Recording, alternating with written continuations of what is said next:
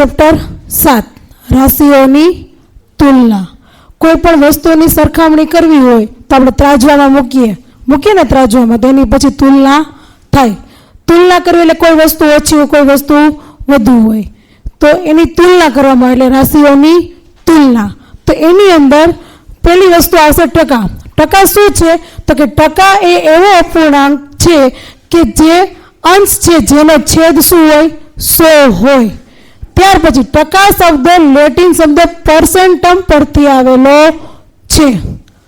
ટકાનો અર્થ શું થશે પ્રતિ 100 એટલે ટૂંકમાં છેદમાં કીધું ને કે અંશ એવો અંશ કે જેનો છેદ શું હોય છે 100 એટલે તો જ ટકા નીકળે. ટકા દર્શાવવા માટેનો સંકેત અહીંયા દર્શાવેલો છે, એનો શું છે સંકેત છે જેનો અર્થ થાય શતાંશ.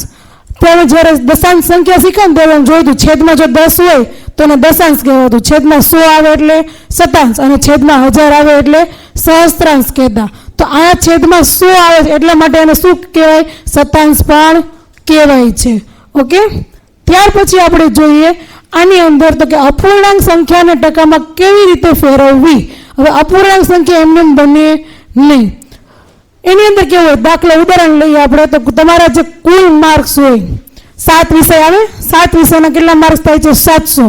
તમારે એમાંથી આવ્યા 600, પણ 600 આવ્યા પણ ટકા કેટલા કેમ શોધવા તો કે 600 ના છેદમાં 700 ગુણ્યા શું કરવું પડશે તો કે 100. તો આપણે આની અંદર જોઈએ પહેલું ઉદાહરણ 3 ના છેદમાં 20 છે, એને ટકામાં ફેરવશે 3 ના છેદમાં 20 ગુણ્યા 100. 20 પંચા 100, 3 પંચા 15, તો શું થયું આપણું 15% થયું. બીજું ઉદાહરણ જોઈએ 40 ના છેદમાં શું છે 50, તો એ પણ અપૂર્ણાંક છે, એને ફેરવવું છે 40 ના છેદમાં 50 ગુણ્યા શું કરવું પડે 100. 50 દુ 100 એટલે કે 80%.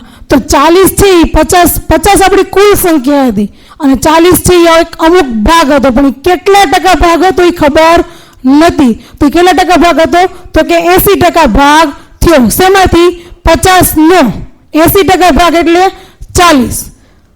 ત્યાર પછી આપણે જોઈએ દશાંશ સંખ્યા. હવે દશાંશ સંખ્યાને ટકામાં કઈ રીતે ફેરવવી તો દશાંશ સંખ્યાને જ્યારે ટકામાં ફેરવવી હોય ત્યારે દશાંશ સંખ્યાને આપણને અપૂર્ણાંકમાં પહેલા ફેરવતા આવડે.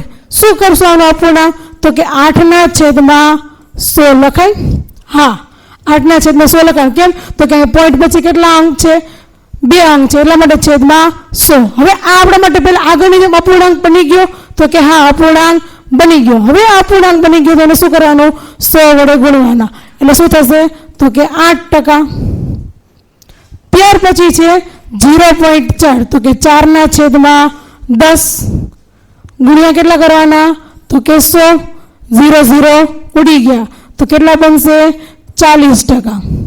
ઓકે, આ શેની વાત કરી દશાંશ સંખ્યાને ટકામાં ફેરવવાની વાત કરી. હવે આવે છે કોઈ સંખ્યાના અમુક ટકા શોધવા છે. શું શોધવું છે કોઈ 100% આપી છે એમાંથી 10%, 20%, 30% શોધવા છે. તો એના માટે શું કરવું તો અહીંયા મેં કુલ રકમ આપી છે આપણને 250. તો હવે 250 ને મારે 20% શોધવા. કેટલા શોધવા છે 20% શોધવા છે. તો હું શું કરીશ સહેલી રીતે યાદ રાખવા માટે તો કે 250 છે ના છે ને ના ત્યાં શું કરી દેવાનું ગુણાકારની નિશાની ગુણ્યા 20 છેદમાં 100. 1 0 1 0 બીજો 0 વધ્યું શું એટલે ટૂંકમાં એમ કહેવાય કે 0 0 ઉડે એટલે આપણે 100 ઉડી ગયા નીચેવી. વધ્યું શું અહીંથી 250 ગુણ્યા 10 હોય 10 ઉડી ગયા એટલે વધ્યું અહીંયા 25.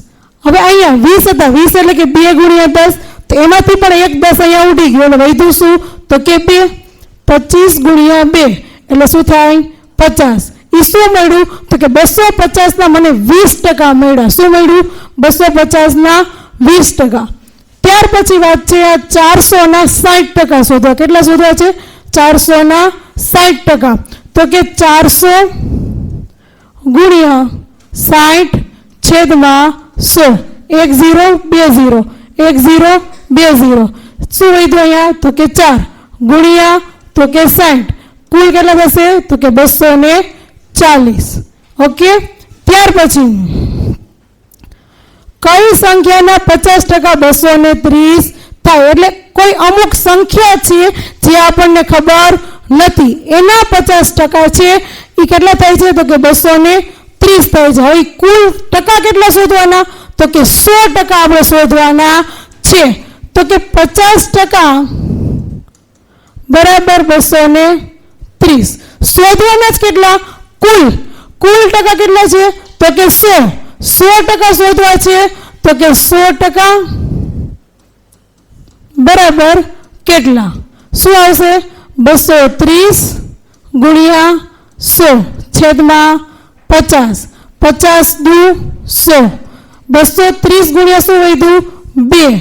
230 ગુણ્યા 2 એટલે શું છે? 23 દુ 46. 460 થાય.